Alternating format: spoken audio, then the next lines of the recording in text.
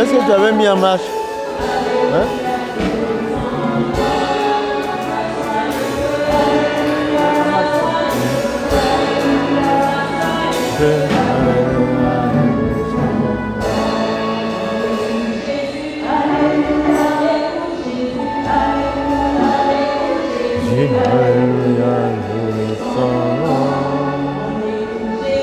Alléluia.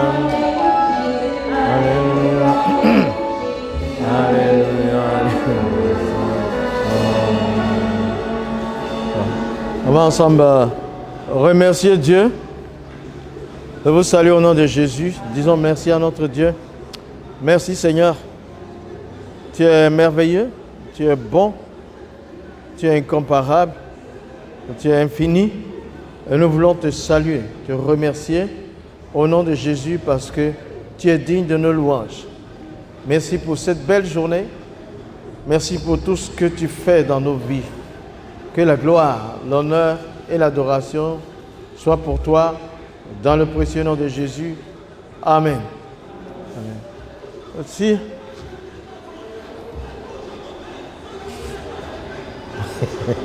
Si il juste un peu.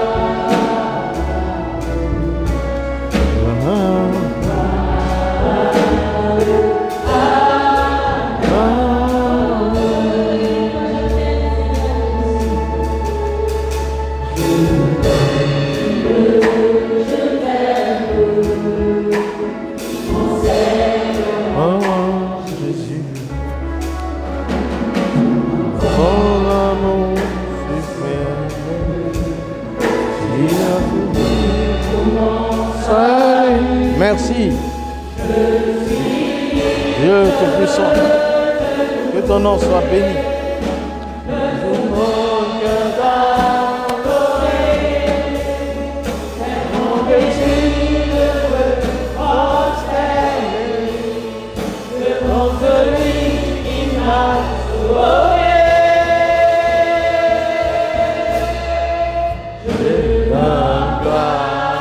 Merci Seigneur.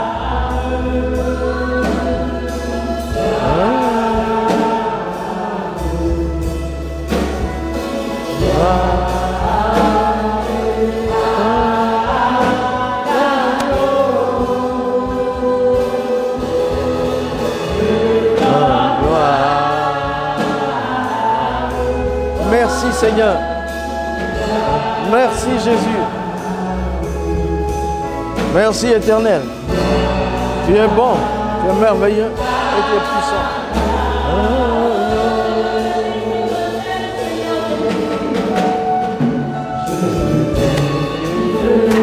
Je t'aime, mon Seigneur, mon Jésus.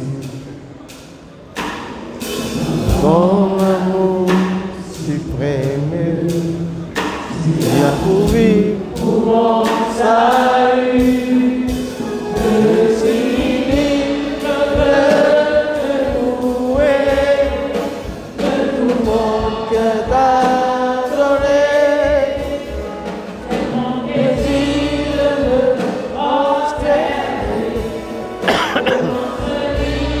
Mon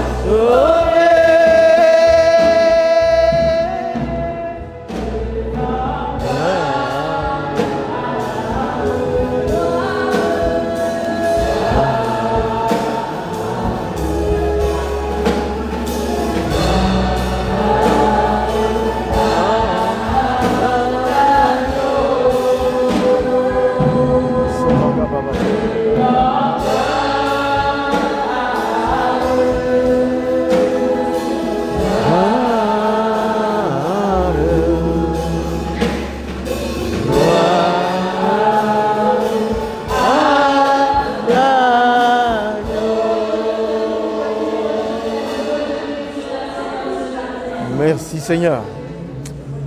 Tu es vivant. Tu es puissant. Tu es incomparable. Ton amour est profond, invincible, incomparable sauveur. Profond dans l'amour, haut dans l'amour, large dans l'amour, puissant dans l'esprit.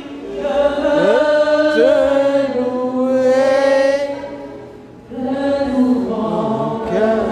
Oh! Mon désir de me prosterner devant celui qui m'a sauvé. Merci. Élève ta voix, remercie notre Dieu.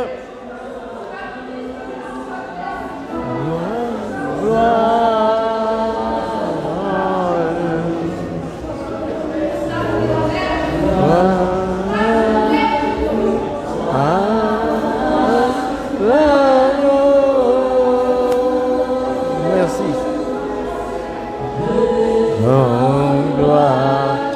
C'est merveilleux quand Dieu augmente sa présence.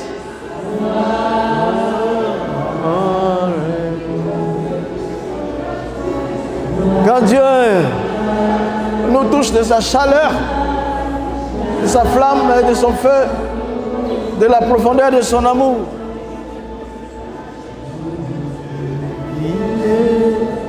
Je t'aime.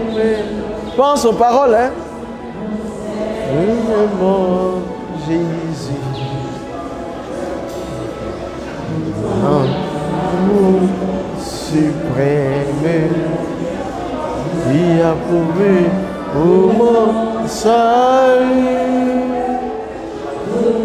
Tu livres te louer. Oh!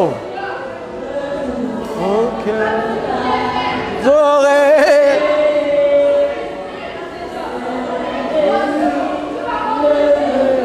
prosterné celui qui m'a sauvé. Oh, quelle merveille! Seigneur, merci. Merci pour mon salvateur. Merci pour mon sauveur. Merci pour mon créateur. Merci pour celui qui est digne de louange. Merci pour mon propriétaire. Merci pour mon salvateur. Merci pour mon sauveur. Merci pour mon créateur. Oh, merci pour celui qui m'a donné le souffle de vie. Ah, celui qui m'a donné cette vie éternelle. Merci, celui qui m'a donné son esprit. À lui soit la gloire. Gloire.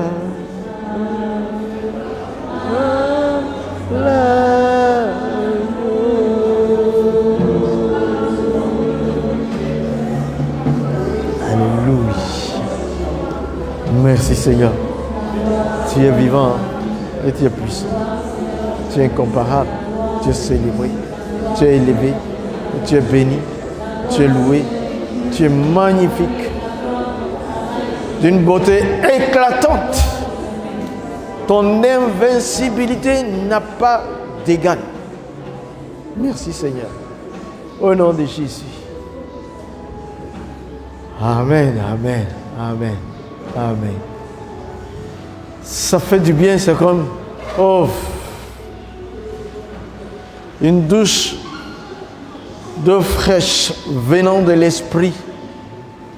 Une touchée divine. Un soulagement. Un réconfort. Une fortification. Une bénédiction de plus. Un encouragement. Que la gloire soit à l'Éternel. L'honneur et la puissance revient à notre Dieu. Au nom de Jésus. Amen, amen, amen, amen. Amen, amen. C'est vraiment important. C'est pour ça, c'était hier, je disais dans un direct que le culte, c'est le culte. Hein? Il faut vivre tout le kit. Il ne faut pas attendre seulement le message. Il faut vivre l'adoration, la louange. Dieu siège dans la louange de son peuple pour faire du bien. Ok, merci à vous, groupe de louanges. Que le Seigneur vous garde.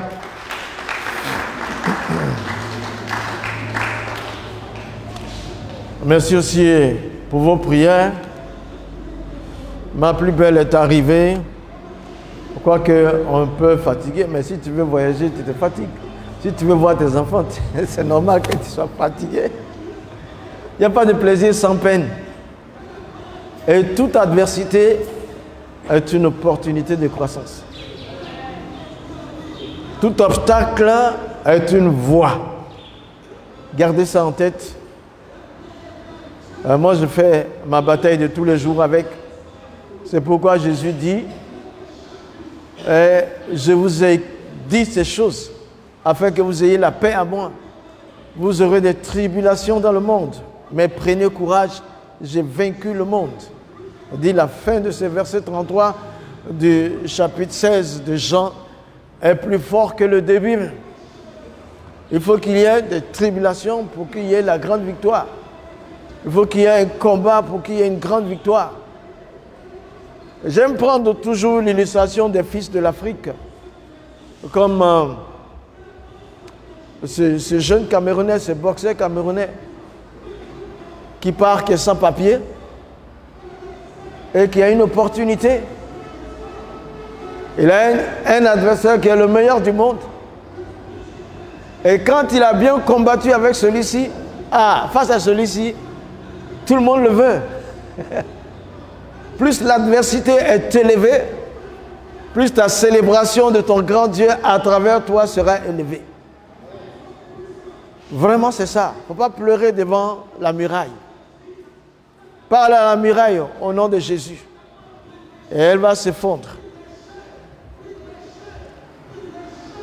Bon, nous sommes aujourd'hui le 3e jour du 3e mois de 2024. C'est 2-3 alignés là. Que le Seigneur vous garde, qu'il vous bénisse davantage. Nous sommes dans le sous-thème, les 7 portes qui mènent à la croissance et à la fidélité. Aujourd'hui, le dimanche passé, on a introduit la porte de la richesse. Parce qu'en 2024, tu dois vivre cette richesse-là. Tu dois la vivre. Ce qu'on vient de finir, je pense, je ne sais pas si c'est la 3e porte qu'on a fini, et la chambre de la foi, le combat spirituel, voilà, le combat spirituel. Ouais. Il y a la foi, il y a le combat spirituel dans la 3e porte, et la 4e nous donne ici la porte de la richesse, je pense. Je pense que c'est la 4e porte, ou bien la 3e. Bon, on verra après. Hein? C'est la 3e. C'est la 3e porte. Celle de la richesse. Voilà. Merci. C'est bien ça. Il est important que nous tous nous sachions dans quelle direction nous partons. La richesse, c'est une partie de notre vie. Bon, je dis que la dernière fois j'avais regardé dans un dictionnaire, la richesse c'est la possession de grands biens.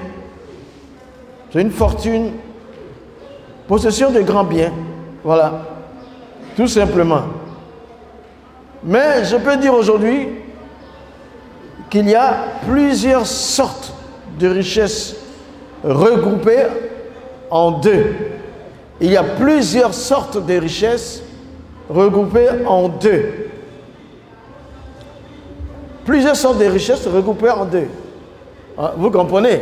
Il y a la richesse financière, matérielle, physique, sentimentale, etc. Il y a plusieurs sortes de richesses regroupées en deux. Pareil, il y a plusieurs sortes de pauvreté regroupées aussi. Mais les deux là, c'est la richesse provenant de Dieu et la richesse qui provient de l'ennemi, le diable. Voilà. On sait, même si tu prends un petit pan qui est la richesse financière, tu vas voir tout de suite que l'or et l'argent appartiennent à Dieu. Et c'est normal que les filles et les fils de Dieu, les gens, aient de la richesse. Parce que nous sommes héritiers et co-héritiers avec Christ. Je parle de simplement la richesse financière. Mais vous savez que tous ceux qui sont riches sur le globe, ce n'est pas selon Dieu. Donc il y a deux types de richesses. Il y en a qui font... Il n'y a pas longtemps, j'ai parlé de broutage avec un de mes fils. J'ai entendu un des médiums dans le pays qui dit qu'il dormait dans les cimetières. Quand il voyage, il va d'abord dans les cimetières, tu vois. Quand il a une acquisition venant, une possession, parce que la richesse c'est posséder. Quand on a une possession venant de là, on est certainement possédé aussi sans le savoir. Mais la bonne façon d'être riche, c'est Dieu qui le fait et ce n'est pas la transpiration. La pauvreté, naturellement, la pauvreté c'est souvent défini comme le manque de ressources pour mener une vie décente. La pauvreté est définie comme le manque de ressources pour mener une vie décente. Voilà. Tout ce qu'il faut pour bien vivre. Ouais. Tout de suite, c'est relatif. Qui est riche, qui est pauvre. Mais il y a forcément, sur les 30 millions de personnes qui vivent en Côte d'Ivoire, les 7 ou 8 milliards de personnes qui vivent, il y a des riches et des pauvres. Celui qui peut être riche financièrement peut avoir un écart de pauvreté profond. Celui qui peut être financièrement pauvre peut avoir un écart de richesse très profond aussi, très profonde. Donc, il n'y a pas de pauvres. Normalement, tout le monde est riche. Il y en a qui sont bien riches, il y en a qui ne sont pas bien riches. Et il y en a qui se font pauvres et qui n'ont pas le droit de... Oui, il y en a qui se font pauvres. Mais qui est né pour échouer? Personne. On va regarder un peu d'abord la pauvreté. Vous allez voir les sources bibliques un peu. Allons voir dans Romains chapitre 3, verset 9.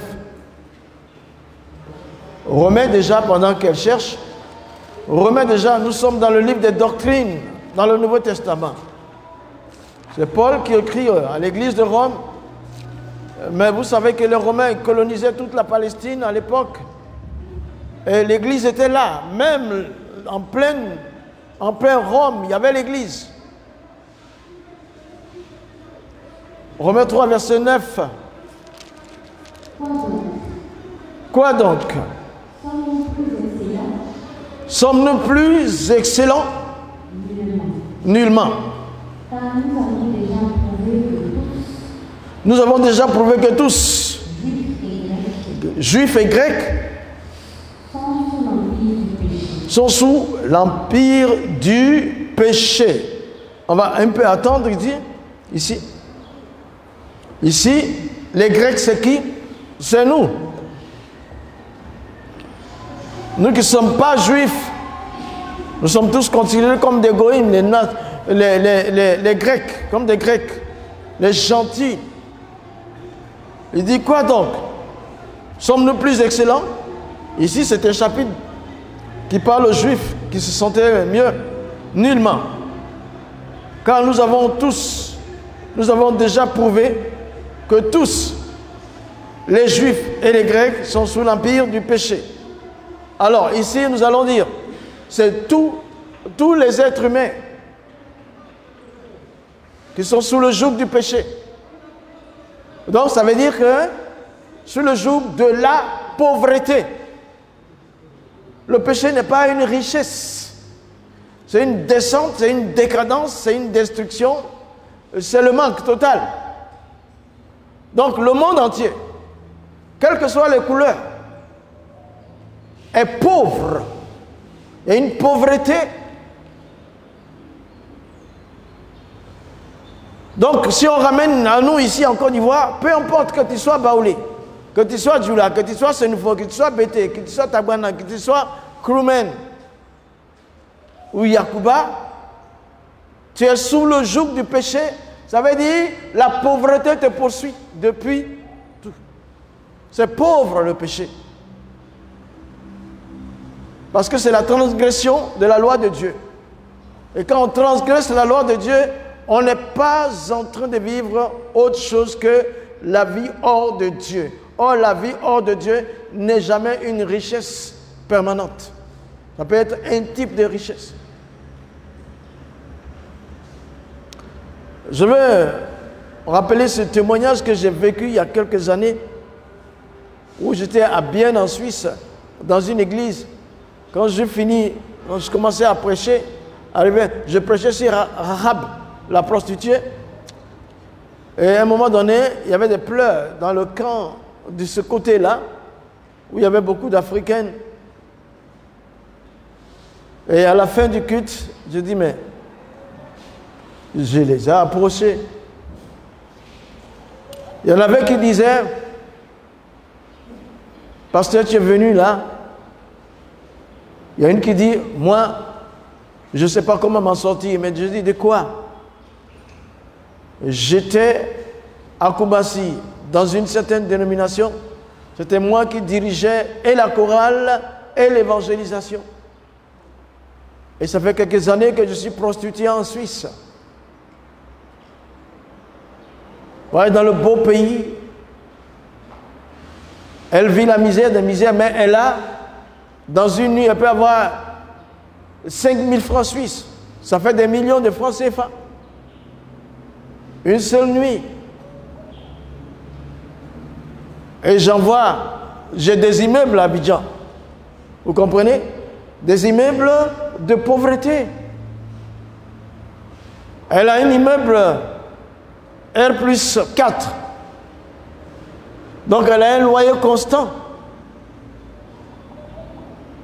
Mais parce que le péché est là, elle est pauvre.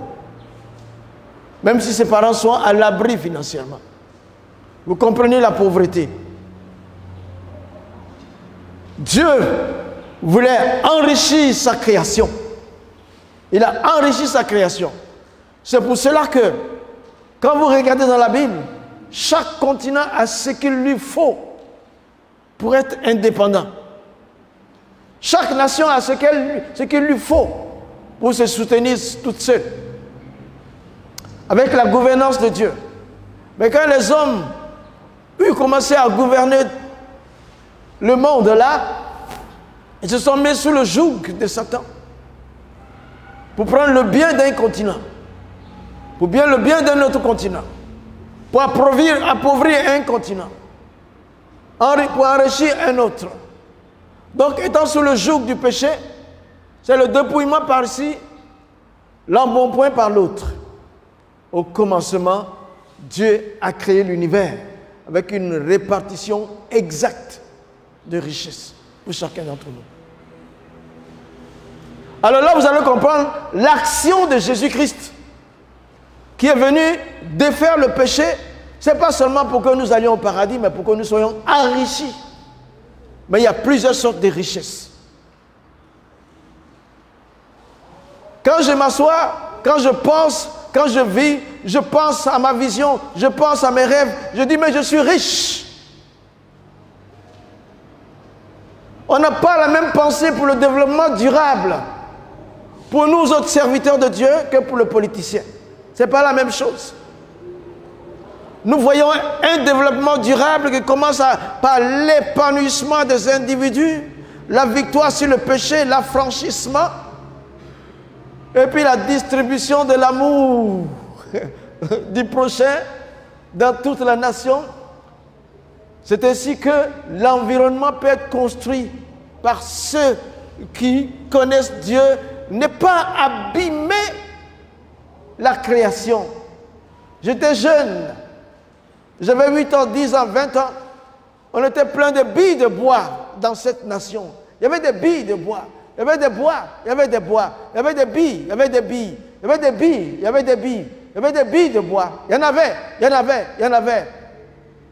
Mais parce qu'on pense à un développement durable, sans tenir compte de l'environnement, sans avoir eu auparavant, sans avoir été soi-même développé dans les profondeurs, on détruit la nature pour le gain matériel.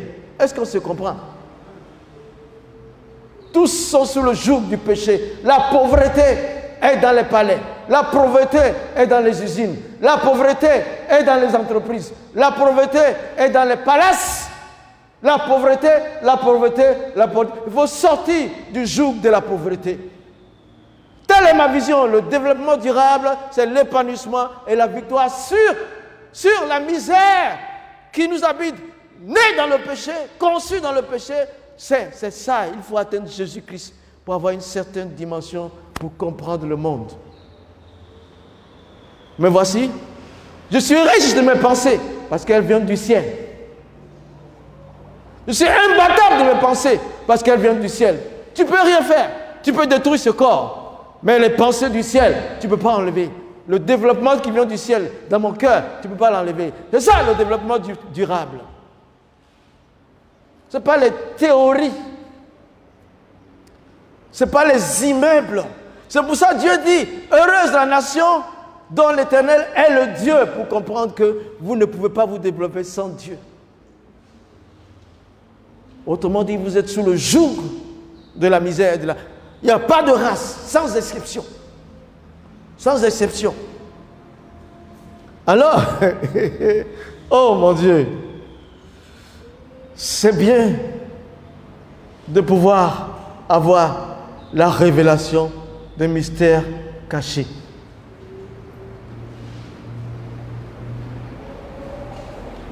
Il dit, au verset 10 de Romains 3, là, vas-y, lis ma fille, lis-moi. Selon qu'il est écrit, il n'y a point de juste, pas même un seul. Nul n'est intelligent, nul ne cherche Dieu. Tous sont égarés, tous sont pervertis. Il n'en est aucun qui fasse le bien, pas même un seul. Leur gosier est un sépulcre ouvert pour tromper. Ils ont sous leurs lèvres un venin d'aspic. Leur bouche est pleine de malédiction, d'amertume. Ils ont les pieds légers pour répandre le sang. La destruction, le malheur sont sur leur route. Ils ne connaissent pas le chemin de la paix. La crainte de Dieu n'est pas devant leurs yeux. Or, nous savons que tout ce que dit la loi, elle le dit à ceux qui sont sous la loi, afin que toute bouche soit fermée, que tout le monde soit reconnu coupable devant Dieu. Car nul ne sera justifié par les œuvres de la loi, puisque c'est par la loi que vient la connaissance du péché. Ah. Vous voyez, c'est ici ce qu'on appelle la grande misère, la grande pauvreté.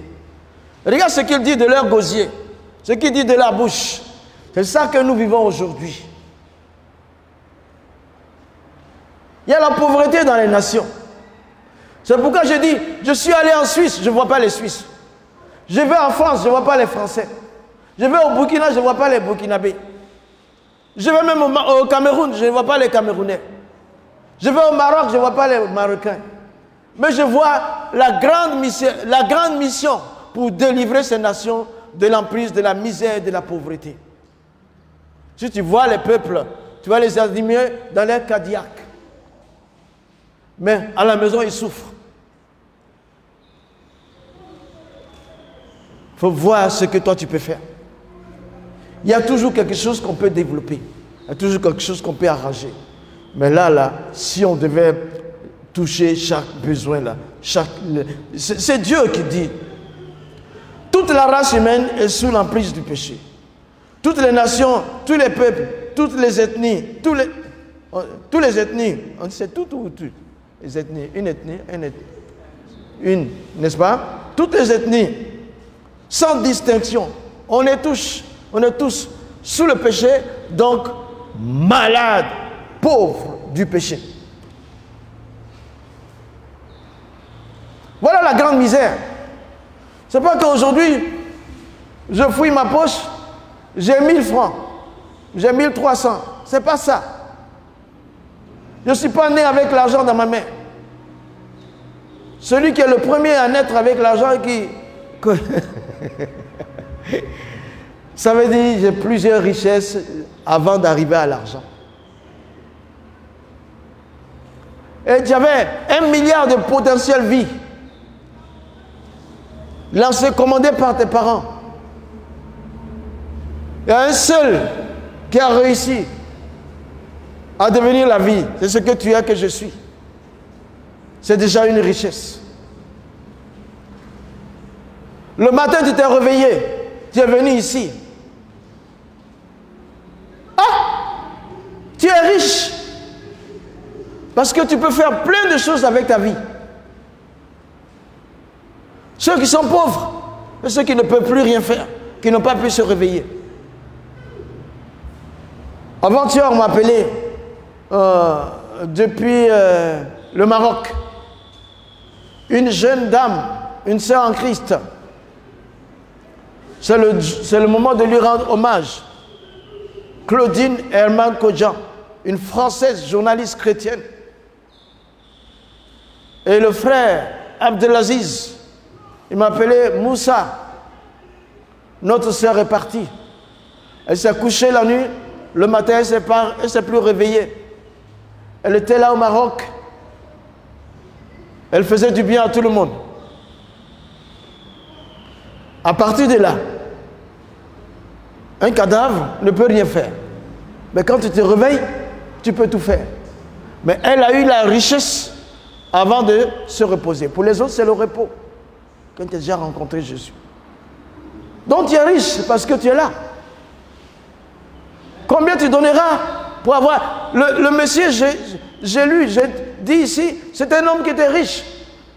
Et un jour, il a 80 ans. Il est arrivé, il a piqué une crise. Il s'est réveillé à l'hôpital avec respiration artificielle. Et on lui a dit, après, qu'est-ce qu'il a fait? Il a fait 2 jours, 1 semaine. On lui a donné une facture élevée pour la respiration. Il dit, 1 semaine seulement, ou bien 2 jours seulement, je ne me souviens plus, pour tant d'argent à payer. Et le médecin lui dit, non, on peut vous accorder des échéanciers. Enfin, un peu. Il dit, non, c'est pas ça. J'ai assez d'argent pour payer. Mais durant mes 80 années, si 1 semaine, les hommes me demandent une telle somme de respiration artificielle, mais mon Créateur qui a permis que j'ai jusqu'à 80 ans, est-ce que j'aurais pu payer la dette même pour 1 année? Tu es riche parce que tu respires.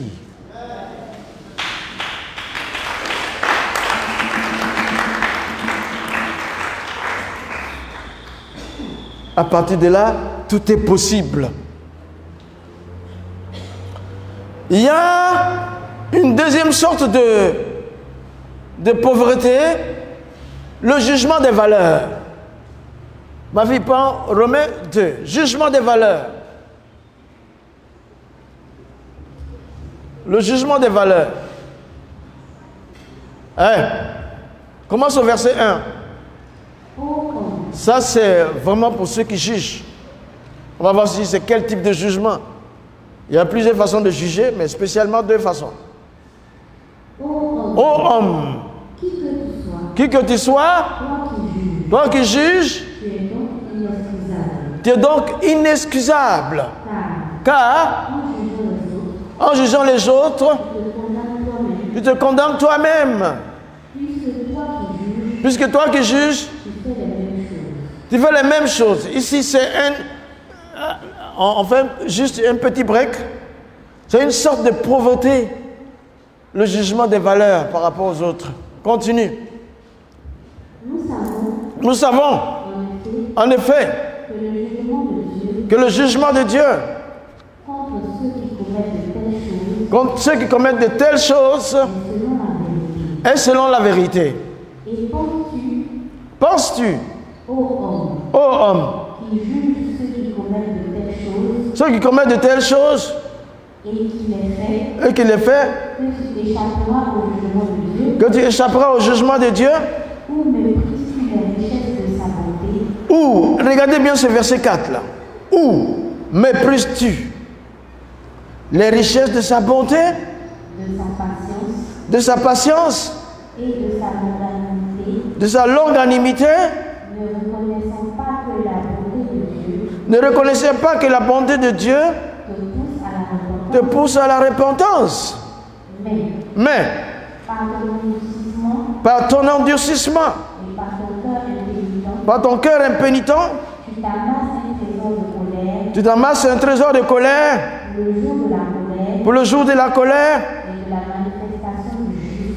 et de la manifestation du juste jugement de Dieu, qui rendra à chacun selon ses œuvres, réservant la vie éternelle à ceux qui, par la persévérance, à bien faire, cherchent l'honneur, la gloire et l'immortalité. Reviens sur ce verset-là. Réservant la vie éternelle à ceux qui, par la persévérance à bien faire, cherchent l'honneur, la gloire et l'immortalité. Mais l'irritation et la colère à ceux qui, par esprit de dispute, sont rebelles à la vérité et obéissent à l'injustice. Tribulation, angoisse, toute âme d'homme qui fait le mal. Le juif premièrement, puis le grec. Merci, merci, merci, merci. Vous comprenez? Ce sont ceux qui s'érigent en maître pour avoir des jugements de valeur par rapport à leurs frères ou à leurs sœurs. Regarde, elle a porté des baskets bleues. Elle a porté un pantalon bleu, un t-shirt bleu. C'est elle seule qui connaît le mariage de couleur, quoi. Hein? Jugez quelqu'un comme ça. Il dit, c'est de la pauvreté, c'est pauvre, c'est misérable. C'est une espèce de misère.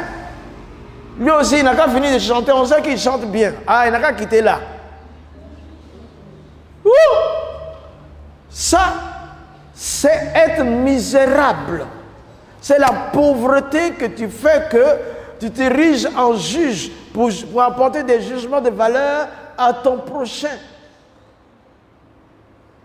Il y a trop d'illustrations là-dessus.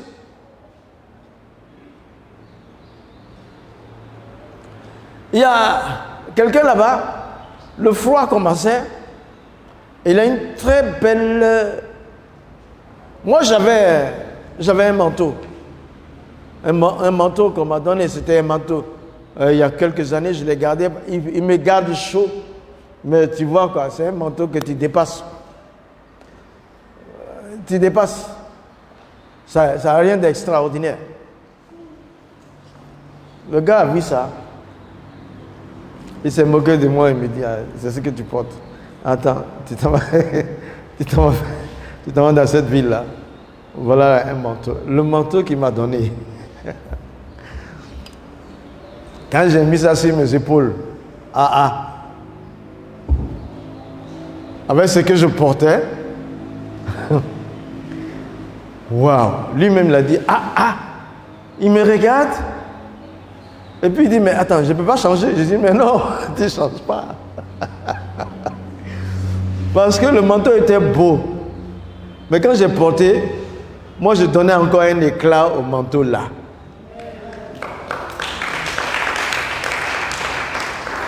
Parce que je ne suis pas complexé. Il y a une richesse en moi qui se découle sur les vêtements qu'il porte. C'est l'homme qui donne la valeur à ce qu'il porte à partir de sa richesse. Je suis allé, je suis revenu et il a pris le manteau, il l'a caché. Il ne m'a plus donné. Il a jugé ma valeur trop haute, plus haute que la sienne. Donc moi, il fallait quand même que je... moi, j'aime pas te demander les choses. Pourquoi? Je ne t'ai pas demandé. Je suis rentré là-bas, là. J'ai trouvé un manteau de 300 €. J'ai payé. J'ai payé.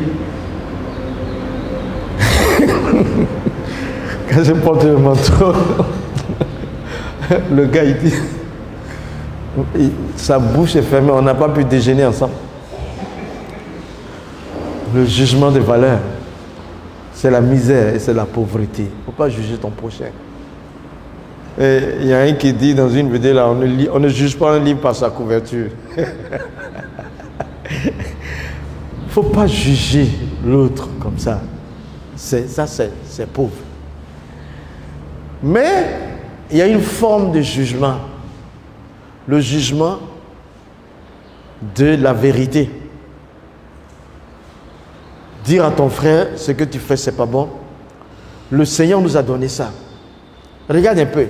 Lui, il a créé l'univers. Il a créé l'homme. Et puis il dit, allez de par le monde, faites de toutes les nations, prêchez la bonne nouvelle, faites de toutes les nations des disciples. Il dit, celui qui croira sera sauvé. Celui qui ne croira pas sera condamné. Tu vois? Il y a un jugement qu'il met entre nos mains pour sa créature. Il dit, va dans le monde entier. Les 8 ou 7 milliards de personnes, va partout où tu peux. Annonce-leur la bonne nouvelle. Celui qui croit, il sera sauvé, il sera baptisé, il sera sauvé. Mais celui qui ne croit pas, il sera condamné. En rejetant, c'est pourquoi ici, il touche quelque chose. En rejetant la bonne nouvelle, il sera condamné. Tu portes un jugement de vérité. Par rapport à l'évangile que tu donnes, tu portes un jugement de vérité. Quand tu expliques à quelqu'un que ça, c'est pas bon, ça est bon. Tu portes un jugement de vérité, mais pas un jugement de valeur. Ça, c'est interdit. C'est Dieu qui valorise. C'est lui qui connaît sa créature. Mais regarde.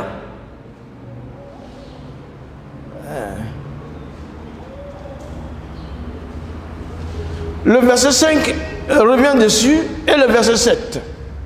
Ici, c'est 7.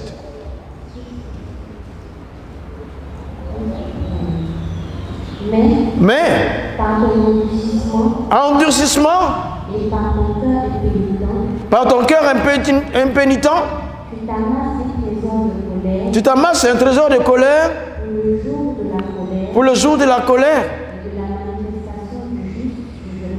de la manifestation du jugement de Dieu, non, du juste jugement de Dieu, qui rendra à chacun selon ses œuvres.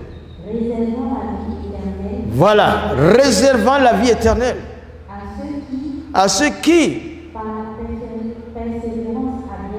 par la persévérance à bien faire, cherchent l'honneur, la gloire et l'immortalité. Signé en rouge, l'immortalité, recherche l'immortalité. Regardez, Dieu réserve la vie éternelle à qui? À ceux qui, par la persévérance à bien faire, cherchent l'honneur, la gloire et l'immortalité. Quand il dit par la persévérance à bien faire, donc l'honneur qu'ils vont chercher là, ce n'est pas un honneur uniquement pour eux-mêmes. La gloire qu'ils vont chercher là, ce n'est pas une gloire uniquement pour eux-mêmes. Parce que à bien faire, quand on veut bien faire, c'est Dieu qu'on glorifie. C'est à Dieu qu'on rend l'honneur. Et il dit, alors, la vie éternelle est l'immortalité. Tu vois, l'immortalité, ils ne mourront pas. Ils ne mourront pas. Parce qu'ils veulent du bien. Ils cherchent l'honneur. L'honneur qui reflète leur Dieu. Ils cherchent la gloire qui reflète leur Dieu. Et alors, par leur persévérance à bien faire, parce qu'ils veulent que Dieu soit honoré dans leur vie, comme on ne voit pas Dieu enlèvera, parce qu'ils veulent que Dieu soit glorifié dans leur vie, comme on ne voit pas Dieu enlèvera, on verra leur gloire, alors, ils persévèrent à faire du bien. Ils persévèrent à faire du bien. Ils persévèrent à faire du bien. Alors ils reçoivent l'immortalité. L'immortalité. Je vais vous expliquer. L'immortalité. Ils ne mourront pas parce qu'il y a la vie éternelle qui arrive. Et c'est le cachet. Ils ont la vie éternelle qui sera cachetée de l'immortalité. Tu ne mourras pas. Ta vie est éternelle et précisément tu ne mourras pas. Tu vivras et tu raconteras les œuvres de l'éternel. Ça veut dire aussi que tu peux vivre longtemps. Ça veut dire que la mort n'a aucun effet sur toi. Ça veut dire aussi que tu te multiplies à travers tes actions. Tu poses des actions, même quand tu n'es pas là, on te voit à travers les actions là. Vous voyez, c'est pourquoi on honore les gens en leur faisant des monuments, ou en leur donnant des noms de rues, des noms de ponts, etc. Donc, celui-là qui a choisi, qui a visé la vie éternelle, et elle se trouve en Jésus, celui-là, il va chercher l'honneur pour son Salvateur. On ne voit pas le Salvateur Jésus, on le voit. Il va chercher la gloire pour son Salvateur. On ne voit pas le Salvateur Jésus, on le voit. Donc il va persévérer à faire le bien, à bien achever ce qu'il fait, ce qu'il a commencé, à bien terminer ce qu'il a commencé. On va dire à bien éduquer ses enfants, à bien travailler sur ses collègues, à bien faire, tu vois, à l'image de Jésus, c'est terminé. Il dit c'est fini. À terminer ce qu'il a fait, à faire de bons repas, à vendre de bons fruits, à bâtir des vies. L'immortalité, c'est aussi secondo que ton œuvre que Dieu t'a permis de faire continue à travers des hommes, des femmes, des hommes, des femmes, des femmes de l'univers, à travers la végétation. Ça continue, ça continue, ça continue. Chaque fois qu'un de ceux-ci intervient, on te voit dedans, on voit ton Dieu dedans. Tu deviens immortel. Regarde, les Français, ils ont un lieu où ils enterrent les gens là-bas, là. Les célébrités. On dit ils sont immortalisés. Il est mort. Il est juste dans un endroit symbolique. Mais c'est là, dans la grande misère, tu vois, il est en train de raconter la misère de ceux qui jugent les valeurs, et puis il aboutit dans le verset 7 sur quelqu'un qui va avoir l'immortalité. C'est ainsi, on peut être parmi les pécheurs plus que nous, et puis nous, être le contraire, cherchant le ciel, cherchant les choses du ciel, cherchant à l'appliquer, bâtissant des vies, etc. Ah, j'ai oublié même. Depuis, il y a 2 semaines, c'est mon pasteur qui se permet quelque chose. Je fais une vidéo, je suis en train de partir là, il m'écrit, il dit vraiment, Je suis heureux de te voir. Aller ici, aller là. Je suis heureux de savoir que tu es en train de faire. Mais je suis le produit de Dieu à travers lui. Tu vois? On ne le connaît pas. C'est un Américain qui est au Kazakhstan. Mais quand on me voit à Bunjali, quand les gens voient le papa, le père, il est immortalisé à travers les actions que je pose. Il faut t'immortaliser à travers ton entreprise, l'épanouissement des gens. Il faut t'immortaliser à travers tes enfants. Il faut t'immortaliser à travers ton église. Il faut t'immortaliser à travers les paroles d'édification de ceux que tu croises. Parce que tu cherches l'honneur. Depuis la source, pour la source qui se reflète sur toi. Parce que tu cherches la gloire. Depuis la source qui se reflète sur toi. Alors, parce que tu persévères, tu vois, il y a la persévérance. C'est contre toute attaque. Espérer contre toute espérance. C'est utiliser l'adversité pour avoir de la promotion. Et c'est rendre les obstacles, chaque obstacle une voie. Persévère, persévère, persévère, immortel. C'est là une richesse que personne ne peut t'enlever.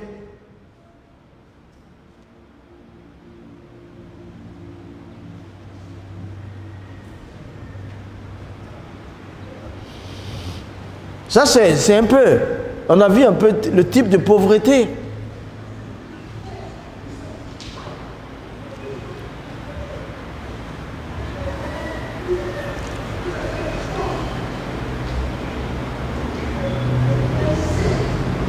Bon,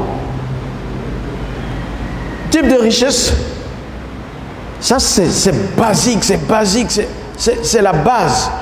C'est la base. C'est pour ça que Jésus est venu nous enlever dedans. Il dit, des ténèbres à ton admirable lumière. Il nous enlève des ténèbres, il nous met. Il dit, je l'enlève de la boue, je le mets à la table des grands. Romains 3.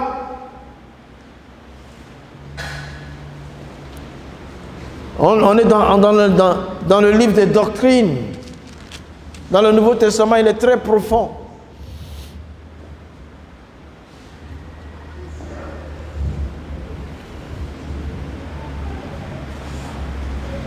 Maintenant, ouais, vas-y. Commence verset 21.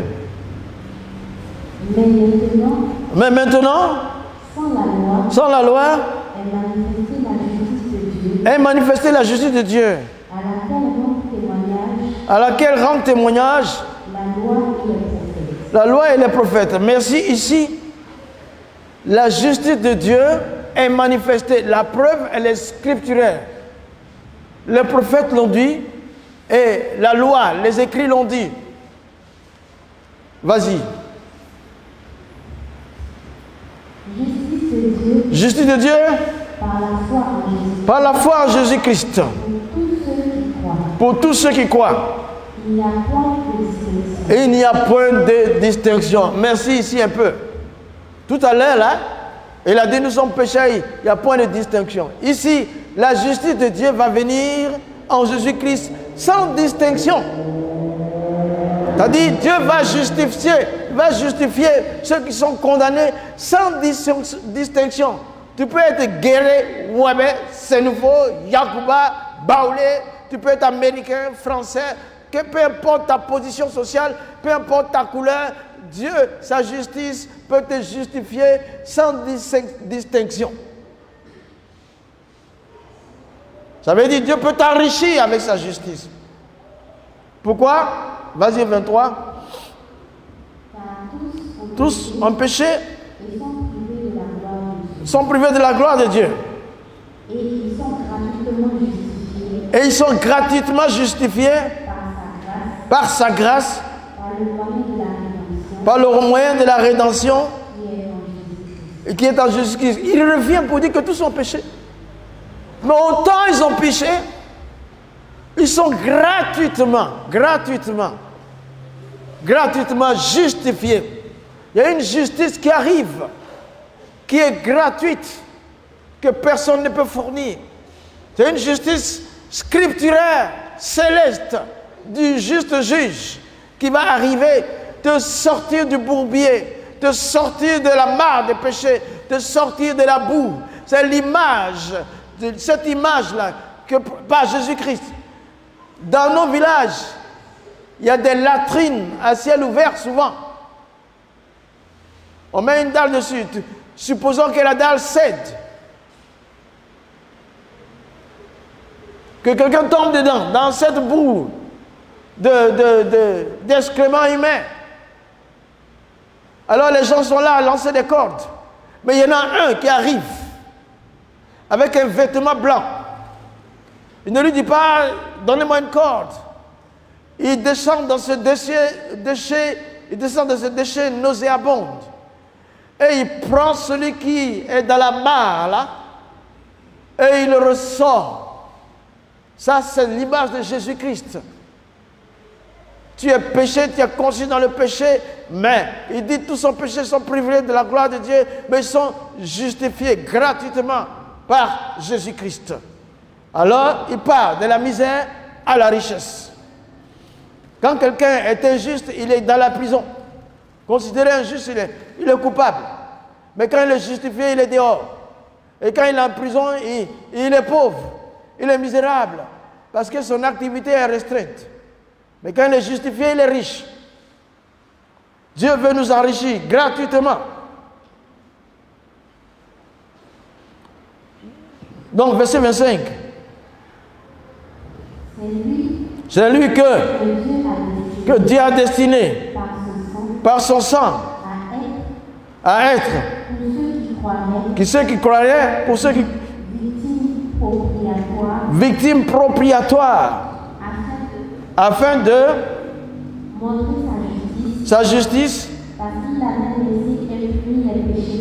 parce qu'il avait laissé impunis les péchés commis auparavant, au temps de sa patience, afin, dis-je, de montrer sa justice dans le temps présent, de manière à être juste,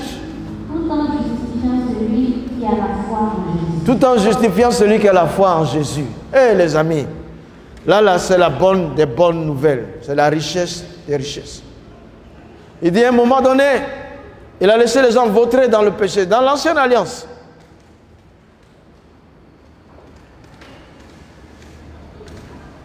Parce qu'il avait laissé impunis les péchés commis auparavant, au temps de sa patience, il patientait, il acceptait, il le repentit. Mais il n'y avait pas d'éléments nécessaires pour aller en profondeur pour la salvation de l'homme.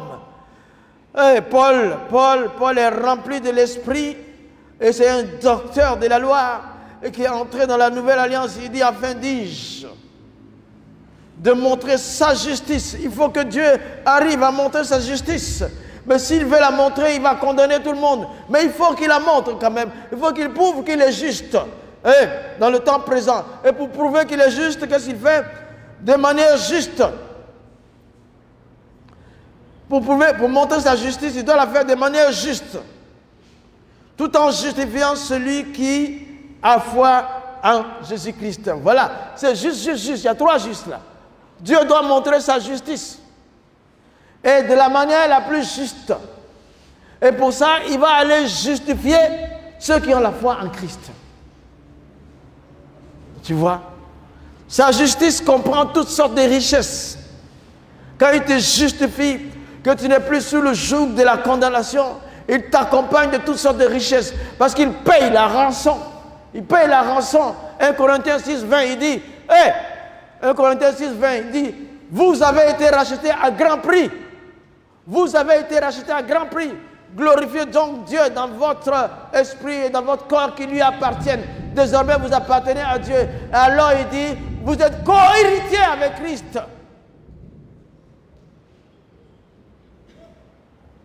De cette richesse-là, qui peut me l'enlever? Lis le verset 28. Quand nous pensons que l'homme est justifié par la foi, sans les œuvres de la loi. Ah! Ça veut dire que l'homme est justifié par sa foi en Christ sans les œuvres qui viennent de l'homme. La loi là, quelqu'un peut la racheter avec ses biens. Ça ne bouge pas. Et je donne un exemple palpable. Notre société PFO nous a inondés ici en fabriquant un canal d'eau qui sort depuis Adama Carrefour pour déverser inachevé ici. On a fait quoi? On les a assignés en justice. Et les ouvriers là me regardaient, ils riaient. Je sautais, je dis, mais dis donc, on va aller devant le juge. On va prendre un avocat. Le chef maçon là, il me regarde et dit, brrr. Parce qu'il a tout acheté. Oh, c'est une œuvre souillée. Si moi je peux m'acheter une place au paradis, la Bible déclare, elle dit, alors, si c'est possible, alors on va prendre de la souillure, on va œuvrer, on va brimer, et puis on va prendre cet argent pour aller conquérir le ciel. Jamais. Il dit non, ce n'est pas possible. Je vous parle du salut, comment vous êtes sauvés, comment vous êtes enrichis. C'est de ça que je vous parle.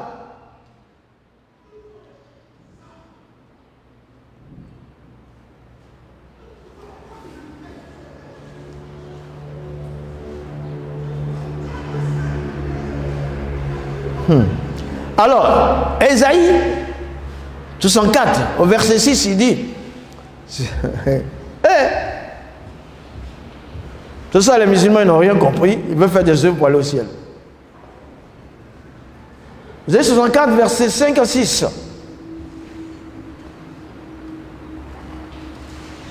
Il faut qu'on finisse avec la pauvreté. Il faut que tu saches que tu n'es pas né pour être misérable. Parce que Dieu aura fait la base. Vas-y, si tu as trouvé.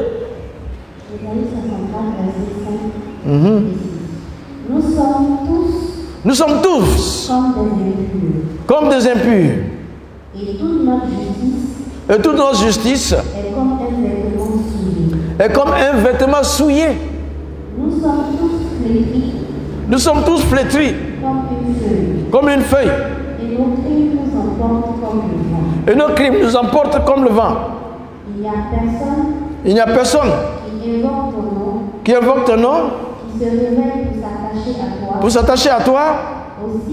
Aussi, nous as-tu caché sa face et nous laisses-tu périr par l'effet de nos crimes. Par l'effet de notre crime. Bon, ici, c'est pour dire que, bon, dans le temps avec Israël, que toutes nos bonnes actions pour le ciel, pour entrer au paradis, c'est comme un vêtement souillé. Ésaïe l'a dit. Carrément. Carrément. C'est pourquoi le même Ésaïe dit, qui a cru à la main de l'Éternel? Il s'est élevé comme une simple plante, comme une faible plante. Qui a cru que c'était lui? Qui a cru que c'était lui? Il s'est élevé, il n'avait rien de remarquable. Après il dit, nous étions tous errants comme des brebis, chacun suivait sa propre voie, et l'Éternel a fait retomber sur lui l'iniquité de nous tous. Il dit, homme de douleur, habitué à la souffrance, devant qui on détourne sa face. Et Dieu a mis nos péchés sur Jésus-Christ. Ce n'est pas nos bonnes actions qui pourront acheter une place, mais c'est notre foi en Christ qui nous sort de la misère et de la pauvreté. Parce que l'enfer, c'est la pauvreté. L'enfer, c'est la pauvreté. Il n'y a même pas de l'eau à boire là-bas. Au paradis, c'est la richesse. Donc, basique, à la base, Dieu t'a sauvé. Dieu a enlevé le boulet de misère qui te retenait vers l'enfer. Dieu a fermé la porte de la misère qu'est l'enfer. Et il a ouvert pour toi la porte du paradis. Basique, c'est la base. Donc tu ne pars pas comme un pauvre. Tu pars comme celui qu'on a cassé, on a brisé, on a taré le fleuve de la misère, on a cassé les liens, on a brisé la cage, on a anéanti, on a percé le filet de l'oiseleur, afin de la misère, afin que tu sens que tu sois libre. Pour maintenant, tu rentres dans le monde pour conquérir le monde. et chercher la richesse matérielle.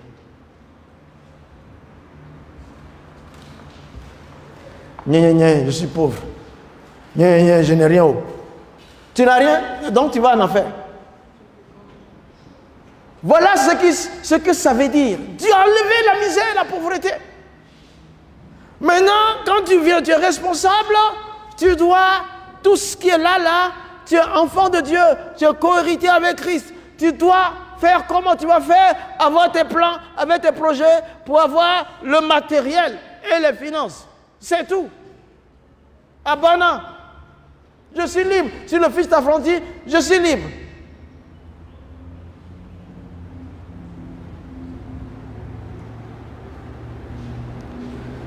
C'est ça la vraie richesse.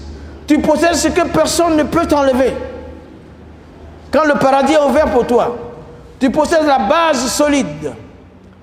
Tu possèdes le catapulte de ta vie. C'est déjà bon. La richesse que personne ne pouvait te donner, Dieu te l'a donnée. Tu peux tout réussir. Puisque la richesse est possédée, tu peux tout posséder. Maintenant, vas-y. Il dit, voici Canaan, vas-y prendre. Il y a des géants là-bas. C'est ça. Voici Abidjan, vas-y prendre. Voici New York, vas-y prendre. Je disais à un de mes fils, je dis, partout, tellement que j'étais encouragé, j'ai reçu de l'esprit. Partout où la mer se trouve, Dieu te donne les richesses. Vas-y prendre. Voici Abidjan, voici New York, voici Bembereso. Même si tu es né à Bourmakote ou à Bolibana, que tu connais Jésus, ça ne veut rien dire. Ça veut dire que, regarde, tu peux avoir ce que tu peux avoir. Déjà, Dieu a fermé l'enfer pour toi. Tu n'iras pas dans le feu parce que tu as donné ta vie à Jésus. Tu as enlevé ça. C'est la tête. Tu vois, ici, à l'église, il y a un jeune qui est très discret. Il est discret. Mais j'ai vu un peu ses débuts. J'ai vu quand ce jeune homme avait une caille, 2 cailles. 2 pigeons, 3 pigeons. C'est Olivier qui allait là-bas pour me dire, ah papa, il y a un jeune qui est là. Il élève les cailles. Il élève les pigeons, les poulets. 2, 3, 2, 3, 2, 3. 2, 3, 2, 3, 2, 3. Viens voir 10 ans. Viens voir 10 ans. Il n'a pas dormi. Viens voir 10 ans aujourd'hui. Ce n'est pas 2, 3, 2, 3, 2, 3. Ah. Comment posséder la richesse financière?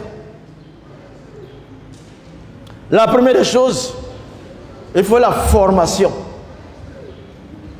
N'importe quoi tu fais, tu dois être formé. Même si tu as appris sur le tas, tu dois avoir des directions.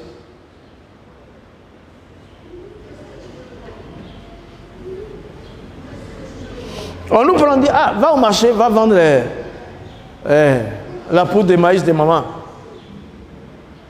On te dit, tu vends, tu apprends à compter. Mon père, il voulait seulement que je connaisse mathématiques là, la table de multiplication, le français, et puis c'est terminé. Pour pouvoir calculer l'argent et tout. Mais la table de multiplication, je n'ai jamais connu ça. 2 fois 1, 2 là, même jusqu'à 12. Je n'ai jamais connu. Bon, mais tu t'en vas vendre. Ce qu'il savait, tanti, il y a bon poudre de maïs de maman, il y a bon poudre de cabasso pour maman. Tanti avec mon boubou, tanti avec mon boubou. Ah, le petit. Bon, allons. Après, il y a bon flotto. Bon flotto, bon flotto. Ah, si tu payes là, tu vas bien étudier en classe. Tu seras bien assisté, tu vas étudier en classe. Ça, c'est quand je vendais pour les écoles. Dimanche, après révision avec mon père, c'est Ignam à vendre. Coubéa. Qui veut Ignam? Si devant. On va venir acheter. Aujourd'hui, qui veut l'évangile? Il faut une formation. Mais la formation là, Matthieu 10, verset 24. Dieu a déjà prévu ça. ta formation pour la richesse. Il a prévu, hein? 24-25. Le disciple n'est pas plus que le maître, ni le serviteur plus que son Seigneur. Il suffit au disciple d'être traité comme son maître, au serviteur comme son Seigneur. S'ils ont appelé le maître de la maison Belzébul, à combien de fortes raisons appelleront-ils ainsi les gens de sa maison? Ne les craignez donc point. Ne les craignez donc point. Car il n'y a rien de caché. Il n'y a rien de caché, Qui ne doit être découvert, ni de secret. ni de secret, qui ne doit être connu. Ok. Regarde ce qu'il dit ici. D'abord, être un disciple, c'est être un apprenti, c'est un élève. Le monde entier fait des formations aujourd'hui. La grande école, c'est celle de Jésus-Christ, le disciple-là. Il dit, il y a un principe. Le disciple n'est pas plus grand que le maître. Voilà l'enseignant, les enseignants là. Vous êtes là, vous êtes des enseignants. Vous enseignez des gens qui deviennent les PDG. Ils peuvent avoir des voitures, vous n'avez pas de vélos souvent. Mais quand ils vous rencontrent, voici celui qui m'a formé. Il n'est pas plus grand, hein? Si tu ne l'avais pas pris A, B, C, D, il ne serait pas ce qu'il est. Toujours chacun son poste, chacun. Dans l'apprentissage, laisse ton patron là où il est. On ne va jamais faire plus que lui. Comme si tu connais plus que lui. Il dit, il suffit au disciple d'être traité comme son maître, au serviteur comme son Seigneur. C'est ça, c'est ça. Il faut apprendre. Il faut apprendre. Il faut étudier. Et puis, quand il dit, s'ils ont appelé le maître Belzébul, ce sont les difficultés que Jésus a eues. Le mensonge qu'on a eu sur lui. Tu vas commencer à être disciple, tu vas commencer à être un élève, tu vas commencer à apprendre, tu vas commencer dans ton apprentissage. Après, il y aura le mensonge. On va te lapider, on va t'accuser, on va te faire tout ça. Ça fait partie de la chose. C'est ça qui va agrémenter ta future richesse. Tu vas sortir de tout cela, comme ton maître est sorti, tu sortiras de là et tu vas maîtriser le circuit. Mais vous là, quand vous commencez quelque chose, ça ne marche pas tout de suite, vous laissez tomber, vous allez. Mais comment tu veux que ça marche tout de suite? Ça ne marche pas comme ça. La marchandise que toi-même tu as achetée, là, que tu vas vendre, la marchandise veut voir tes capacités toi-même.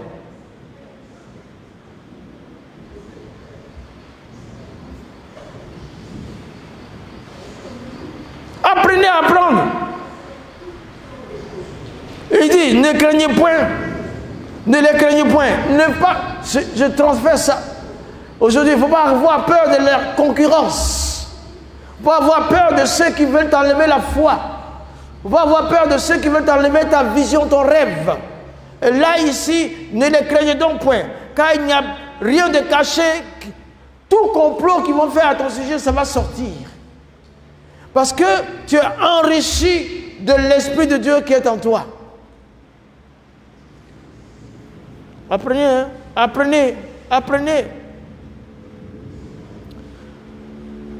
Donc, dans la richesse, la première chambre, c'est la formation, l'apprentissage. La deuxième chambre, c'est le travail. Il faut maintenant développer le désir de travailler. Travailler dur. Travailler dur. Pour acquérir la richesse que les gens utilisent sur la terre. Travailler dur, travail dur, travail dur, travail nuit et jour, travail dur. Travail dur, travail. Prends Genèse 26. Genèse 26. Si le travail n'a jamais arrêté. Travailler dur. L'exemple de ce jeune-là, aujourd'hui, il a travaillé dur, hein? Combien de privations?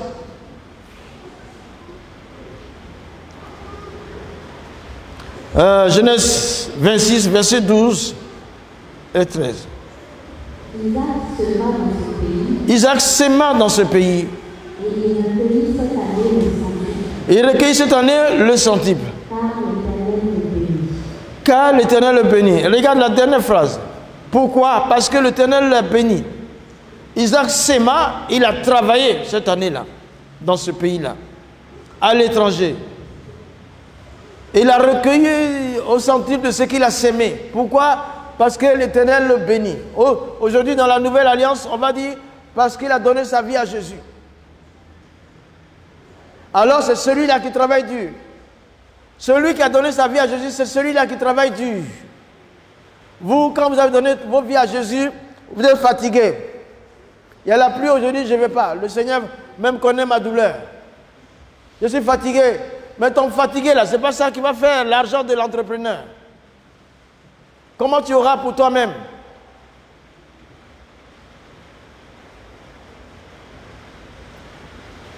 Comment tu auras pour toi-même?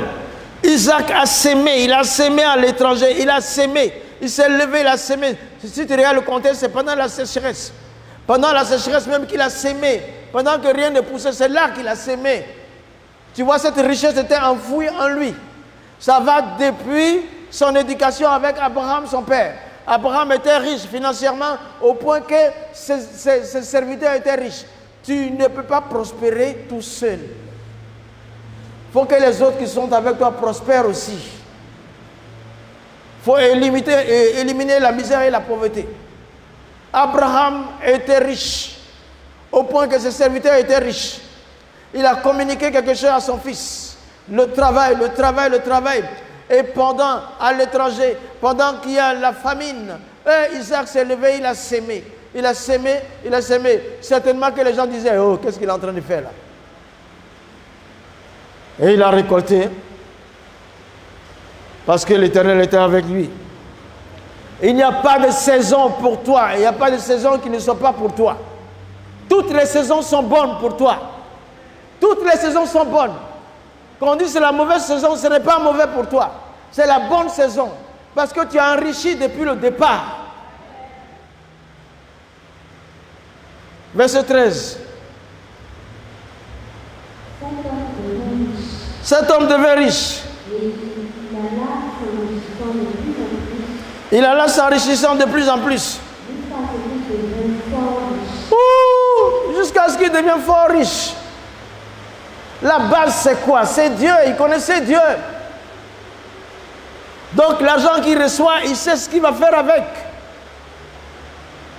Ce n'est pas comme l'autre là, le fermier, le riche fermier qui avait vu sa culture prospérer. Il dit, je vais caler ça ici, je vais caler ça ici, je vais me faire. Il n'a pas pensé au développement de la vie de ses employés. Lui seul, il est prospère. Et Dieu dit, ton âme là, ça ne t'appartient pas. Je le prends ce soir. Isaac, comme son père, cet homme devint riche. Ça, c'est la richesse qui vient de Dieu. Il continue de s'enrichir. Tu vois, ce qui vient de Dieu, ça ne s'estompe pas. Il peut y avoir des difficultés, mais ça continue. De plus en plus. Jusqu'à ce qu'il devienne très fort. Il devient fort riche. Fort riche. Fort riche. Je ne vais pas vous cacher. Ce n'est pas à l'église seulement que moi je travaille. Je travaille ici, vous êtes assis, je travaille. Je suis en train de travailler, n'est-ce pas, non? Mais je travaille ailleurs. Je travaille ailleurs.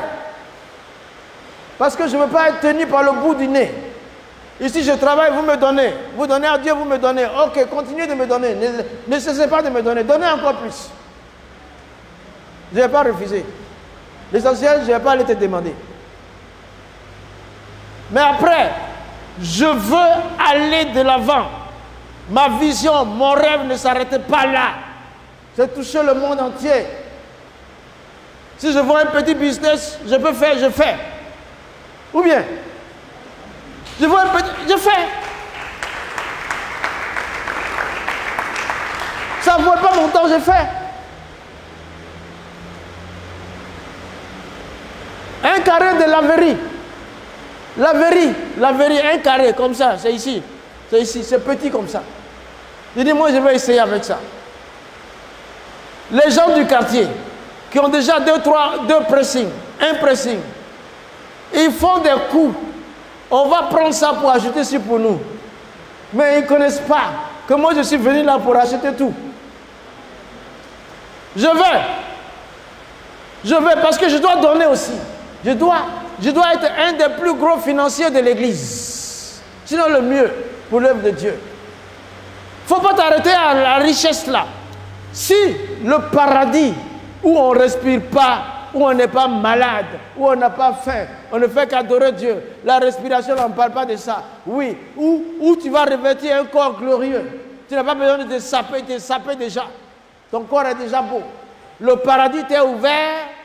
Sur la terre ici, il ne faut pas arrêter de chercher à gagner dans l'honnêteté. Il faut travailler. Il faut travailler. Que le Seigneur te bénisse. Je m'arrête ici.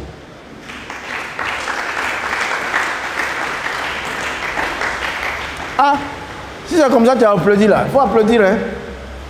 Parce que moi, je m'en vais. Je ne m'arrête pas. Hein. Je vais devant. Et je ne m'arrête pas. Je m'en vais. Je ne m'arrête pas. J'avance. Je ne m'arrête pas. Jésus m'a déjà sauvé. Jésus t'a déjà... Ne t'arrête pas. Il n'y a personne qui peut t'arrêter sur la terre. Il n'y a personne qui peut t'arrêter. Sorcier ne peut pas. Magicien ne peut pas. Personne. Dieu... Avant la fondation du temps, il t'a écrit, il t'a inscrit avant, il t'a sauvé là. Ce n'est pas pour qu'un magicien te stoppe, ce n'est pas pour qu'un marabout te stoppe. Tu dois avancer, planifier et travailler dans le nom de Jésus. Merci Seigneur. Notre Dieu soit béni, soit glorifié, soit célébré. La louange est à toi, la gloire est à toi, l'honneur est à toi, la bénédiction est à toi, la sagesse est à toi. Merci Seigneur. Nous parlons de richesse venant de Dieu. Qui commence par la vie éternelle, par l'immortalité. Dieu de paix et de grâce. Merci Dieu vivant.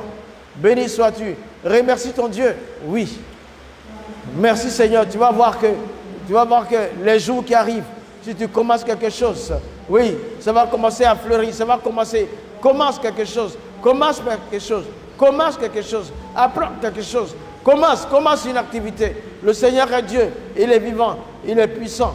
Merci Seigneur, tu as déjà la richesse du ciel. Oui, sur la terre tu dois convaincre, tu dois conquérir. Merci Seigneur, que personne ne te tienne par le bout du nez. Merci Seigneur, béni sois-tu. Élève ta voix et remercie-le. Alléluia.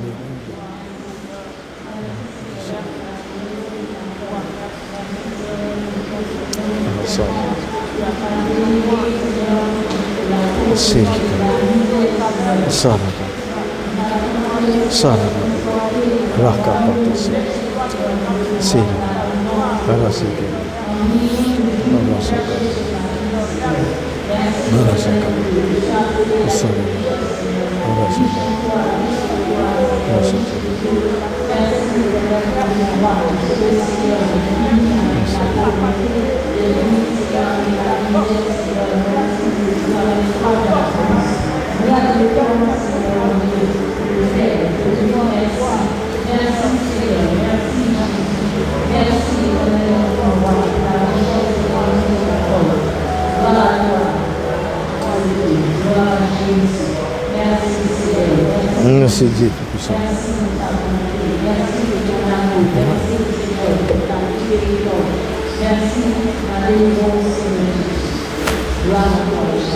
Attendez un moment. On a qu'à se dire les bêtes. Qui est sauvé ici? Qui est sauvé? N'a qu'à lever la main comme. Tu sais que l'enfer est fermé pour toi, n'est-ce pas? Ça veut dire que tu n'es pas pauvre.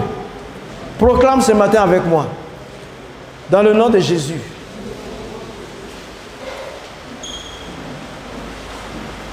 Seigneur Jésus, tu m'as sorti de la boue, de la misère du péché. Tu as ouvert la porte du paradis. Tu m'as mis à la table des grands. Alors ce matin, je proclame, je réclame, j'annonce, et je dis qu'il est écrit, je suis sorti de la boue, Je suis à la table des grands. Et il est écrit que je suis co-héritier avec Christ. Je partage l'héritage du Dieu le Père. Le Fils et le Saint-Esprit. Je suis co-héritier avec Jésus. J'ai fini avec la misère et la pauvreté. J'ai fini avec la maladie. J'ai fini avec la détresse. J'ai fini avec la tristesse. Parce qu'au paradis, on n'est pas triste. Au paradis, on n'est pas pauvre. J'ai fini avec le péché. J'écrase la racine du péché. Je marche en victorieux. Alors je proclame. J'annonce. Je persiste. Je déclare que tout ce que ma main touche est béni. Toute entreprise que je commence est bénie. Isaac n'était pas assez riche parce qu'il n'avait pas encore le Saint-Esprit. Moi, j'ai le Saint-Esprit. Je suis plus riche qu'Isaac. Je le proclame. Je vais travailler. Je travaille. Je continuerai de travailler. Je vais m'enrichir. Je vais m'enrichir. Je vais m'enrichir de la bonne richesse de Dieu.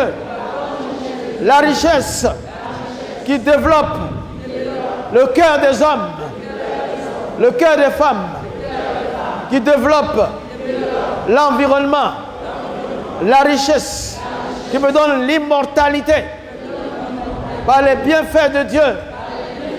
Merci Seigneur, j'ai fini.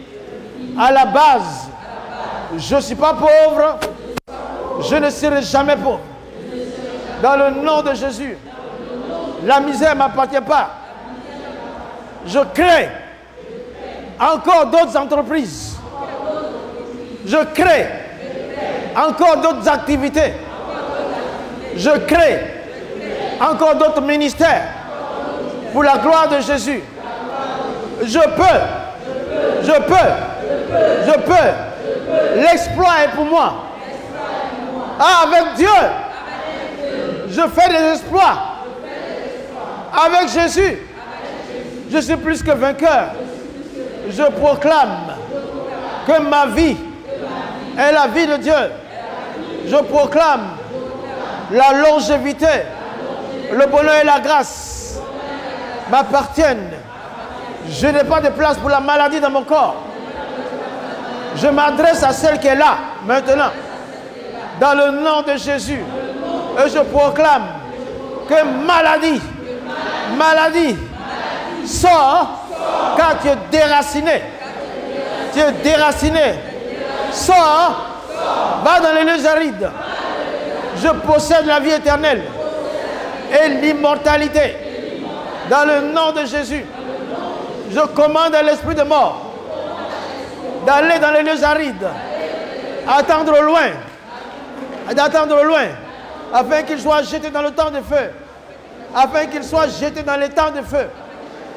Je dis à l'esprit de mort, tu n'as pas de pouvoir sur ma vie. Tu n'as pas de pouvoir sur ma vie. Ma vie est cachée avec Jésus. En Dieu, je marche pour vaincre. Mes descendants actuels et futurs bénéficient de l'onction que je prends ce matin. Par la puissance de cet esprit. C'est ainsi que je développe ma nation. C'est ainsi que je développe mon village. La vie des gens. Par la puissance du Saint-Esprit. Merci Seigneur. Je suis sans limite. Ma limite sera le ciel. L'impossible devient possible. L'impossible devient possible. Par la puissance du Saint-Esprit. Sur la base de la foi. De la parole du Christ. Merci Seigneur. Merci Seigneur. Je suis invincible. Inviolable. Et je demeure invaincu. Au nom de Christ Jésus. Je suis plus que vainqueur. Le ciel m'appartient. Je parle au nom de Jésus à la végétation. Je parle à la créature. Dans le nom de Jésus, j'ordonne la simplicité, qu'elle se mette au bénéfice des humains. Que je prospère, que les autres prospèrent. Dans le nom de Jésus. Merci Seigneur. Sagesse, autorité, soumission, obéissance à Dieu. Au nom de Jésus. Amen. Amen. Amen. Commence à remercier Dieu. Commence à le remercier. Remercie-le. Commence à le remercier. Remercie-le. Remercie-le.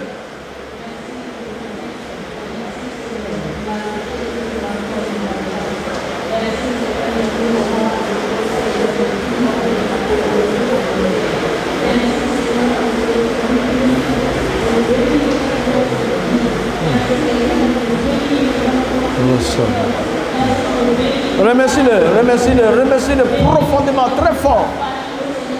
Aucune de ses paroles ne tombera par terre.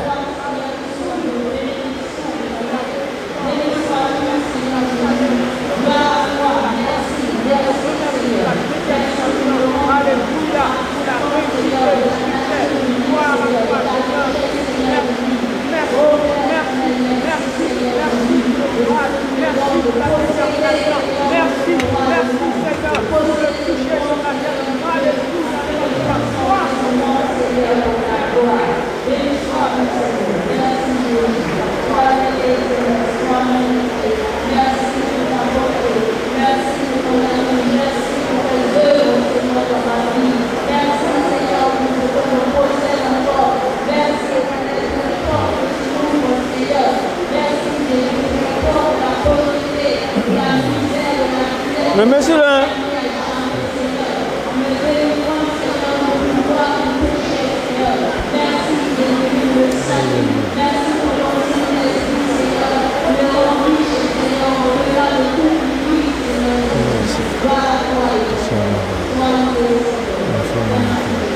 Au nom de Jésus. Amen. Asseyez-vous.